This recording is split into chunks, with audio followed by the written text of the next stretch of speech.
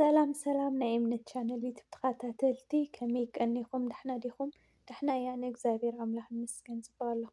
ከምቲ ኣነ ፅቡቅ ዘለኹ ንስኹምን በቢ ዘለኹምዎ ፅቡቅ ክትህልዉ ይምነየልኩም። ከመይ እኒአኹም? ድሕና ዲኹም? ከመይ ቀኒኹም?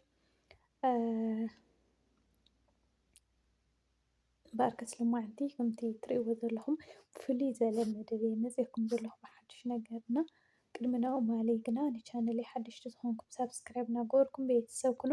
ቤተሰብ ዝኾንኩም ድማ ነዛ ቪድዮ ብላይክ ጀምርዋ እሞ ሃናፂ ርኢቶኹም ኣብ ኮመንት ቅምጡለይ ሎማዓንቲ ርኢቶኹም የድልየኒ እዩ ማለት እዩ። እና ሃናፂ ርኢቶኹም ኣብ ናይ ኮመንት ቦታ ቅምጡለይ ኢኹም። ሰላምን ረህዋን ቅሳነትን ንህዝብና የውርደሉ ክብል ይደሊ መጀመርያ ነቲ ብሓለን ግጥሜትን ብሕፅረት መድሓኒትን ዝረግፍ ዘሎ ህዝብና ሰላም ራህዋ ቅሳነት የውርደሉ እፎይሉ ኣብ ገዝኡ ማሜቑ ዝሓድረሉ ዝጠመየ ዝዕንገለሉ ዝፀምአ ዝረውየሉ ዝዓረቐ ዝኽደነሉ ግዜን ሰዓትን የምፀልና ጎይታ ወላሒ ክንብል ኣይንኽእል። እግዚኣብሔር ኣምላኽ ዓይኒ ልቦና ይኽፈተሎም ነቶም ፍቆድኡ በረኻ ፍቆድኡ ቴንዳ ዝሓድሩ ዘለዉ ዝገበርዎ መራሕትና ክብለኩም ይደሊ። በእውነት ብጣዕሚ እዩ ዘሕዝነካ ብጣዕሚ እዩ ዝስማዓካና። ዞሮ ዞሮ ሰላም የውርደልና እስከ እና ሎማዓንቲ ሒዘልኩም መፅአ ዘለኹ ሎማዓንቲ ትማሊ ማለት ኢና ኣብ ገዛ ኮፍ ኢለ ብቅድሚ ትማሊ እዋ ኣብ ገዛ ኮፍ ኢለስ ቡና ነፍልሕ ነይረ። ኣነ ስኢለ ምስማዕ ብጣዕሚ እንድየ ዝፈቱ ካብኡ ቡና ነፍልሕ ከሎም ነይረና ብጣዕሚ ሓሳብ መፂኒ ከምዚ ምሽ ኣነ እንተትኸውን ናብቲ ናቱ ቦታ ኮይነ ኸሲ እንታይ ምገበርኩ ነይረ ዝብል ሓሳብ ክመላለሰኒ ጀሚሩና እስከ ንቤተሰብ ሕቶ ከቅርበሎም እየ ኢለ እየ መፅአ። ኣብ ኮመንት እውን ብዙሕ ኮመንትታት ነንበብኩ ነይረና ብዛዕባ መንከም ቪድዮ ካ ሒዘ መፅአ ኣይፈልጥን ካብኡ ናይ ወይበ ቤትና ገለ ስለ ዝነበርና ብዙሕ ኣይምችወናን ነይሩ እና ቡና ነፍልሕ ነይረሲ እስከ ንቤተሰብ ካብ ቤተሰብ ማለትሲ ኩሉ ሰብ ድዩ ከማይ ወይ ድማ ነናይ ባዕሉ ሓሳብ ኣለዎ ወይ ከዓ ሰብ ዝሕዝ ግዜን ብናይ ቀደም ወለድና ግዜን ከ ሓደ ዓይነት ድዩ ክኸውን ዝግብኦ ገለ ዝብል ሓሳብ እዩ መፂኡና። ያው ከምቲ ትሪእዎ ኣብ ናይ መንከም ዩቱብ ቻነል ዝፀዓን ወይ ድማ ከምቲ ትሪእዎ ቪድዮ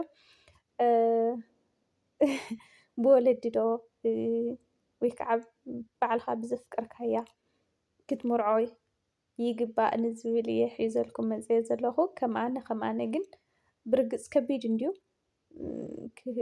ኣብዚ ሕዚ ሰዓት እኳ ዋላ ወላዲ እውን ይርዳእ እዩ ኢለ እየ ዝሓስብ መብዛሕትኡ ማለት እዩ ብዘይካ ሓደ ሓደ ነገር ተዘይኮይኑ ከምቲ ሕዚ ኣጋጢሙኒ እዩ ወላዲ እውን ይርዳእ እዩ።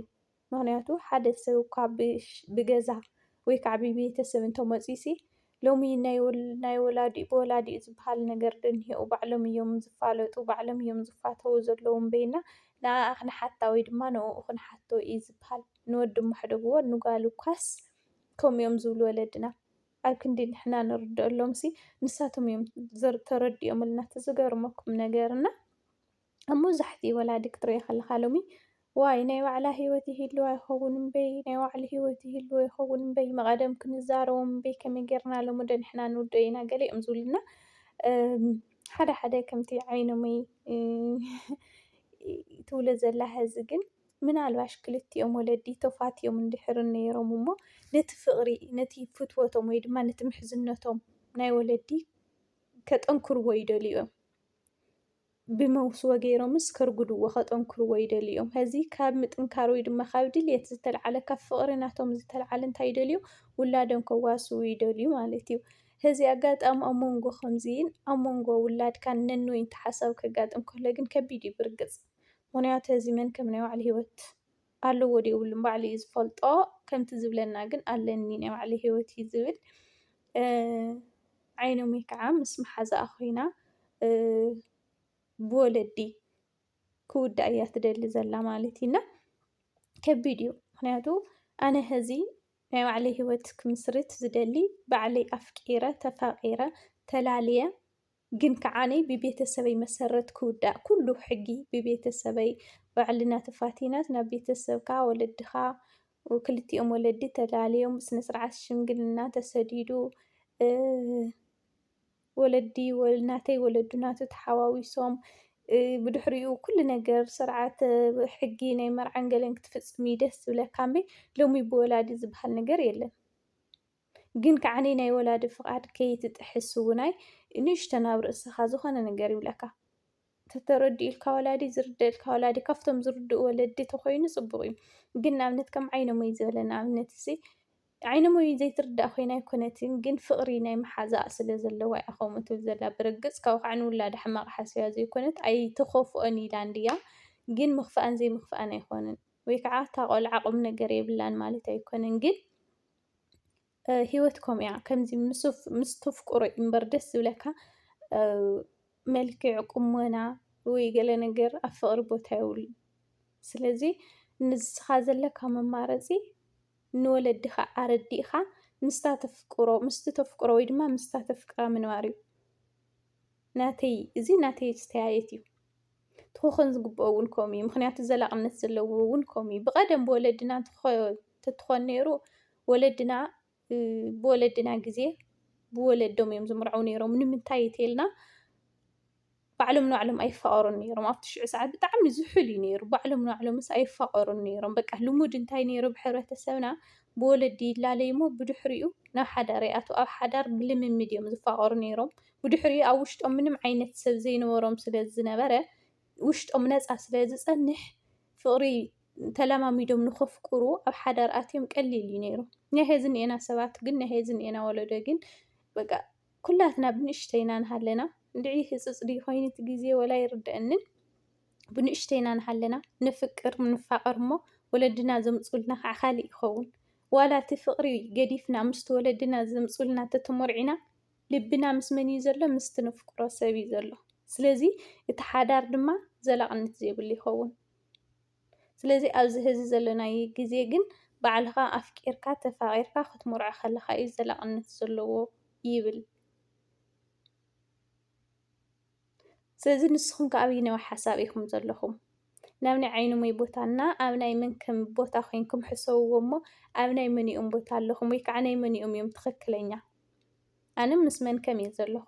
ናይ ዓይነሞይ እውን ኣይተቐበልክዎን ማለት ኣይኮንኩን፣ ግን በቲ ዘፍቀራ ገዲፉ ንወለዱ ክብል በቲ ናፍቲ እንተኣትዩ እሞ ኣጋጣሚ ኣብ ሓዳር ምስ ኣተወት እንድሕር እንተፈላለዮም ልቡ ምስ ካሊእ ኣካሉ ምስ ኣተ ኮይኑ ዋጋ የብሉን። ንኣ እውን ፅቡቅ ኣይኮነን። ኣይንኦኡ ኣይና። ስለዚ ዘለካ መማረፂ ንወላዲኻ ኣረዲእኻ እንደምንም ኢልካ ምስቲ ተፍቅሮ ወይ ድማ ምስታ ተፍቅራ ምንባር እዩ ናተይ ብልጫ። ኣነ ምስ መንከም እየ ዘለኹም። ንዓይነመይ እውን ንመሓዝኣ እውን ድሕሪ ካሜራ ኮይንና ብዙሕ ነገር ኣረዲእናየን፣ ብዙሕ ነገር ክነረድአን ሞኪርና ኢና። መንከም እውን ብዙሕ ነገር ተዛሪብናዮ ኢና በብገፆም። ነታ ብወለዲ ክትመርዖ ትደሊ ዘላ እውናይ ብዙሕ ተዛሪበያ እያ ኣነ ብወገነይ። ምክንያቱ ንስኺ ወላ ሕዚ ንስኽ ተፍቅርዮ ትፈትውዮ ኩኒ ወላ እውን ናይ ወለዲ ክፅዕ እንተይሃልኽ እምበይ ንሱ ምስ ካሊእ ልቡ ንሃለየ ንኣ ክትትመርዒክስ ኣይጠቕመክን እዩ። ምክንያቱ ልቡ ምስ ካሊእ ኣካሉ ምሳኽስ ምንም ኣይጠቕመክን እዩ። ንኣኽና ብጃኺ ወላ ንስኽ እበይ ኢለያ እየ። ኣነ ካብ ናይ ወለደይ ፍቓድ ኣይወፅን እያ ኢላ ንሳ። ግን ዓይነሞይ በቃ እቲ ዘለዎን ፍቕሪ ወለድና ከዓነ ከምዚ ምሕዝነት ክኸስሩ ኣይደልን እዮም። ስለዚ በብወገኖም ኣረዲእናዮም እንዲና። ግን ኣነ ምስ መንከም እየ ዘለኹ። ምክንያቱ ኣነ ሕጊ ድኣ ክጥሕስ የብለይን። ደገ ደገሱ ኢለ ባዕለይ ወዲአ ኩሉ ነገር ባዕለይ ወዲአ ገለገለ ድኣ ክኸይድ የብለይን እምበር ባዕለይ ኣፍቂረ ተፈቒረ ናብ ወለደይ ከምዚኣ ከምዚኣ ከምዚኣ ከምዚኣ ወዲእኒ ኢኹ ከምዚኣ ወዲእ ኢለ ክኸይድ ምስ ዘፍቅሮ ክምርዖ እየ ዝደሊ።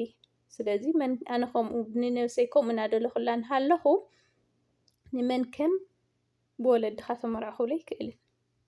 ስለዚ ኣነ ምስ መንከም ኣለኹ። ንስኹም ከ ምስ መን ኣለኹም? ኣብ ኮመንት ተቐምጡለይ ኢኹም ኩለኹም ማለት እዩ።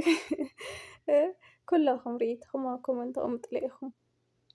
እና ሎማዓንቲ ሒዘያ ዝነበርኩ ቮይስ እዚኣ ትመስል ነይራ። ይቅርታ ቮይስ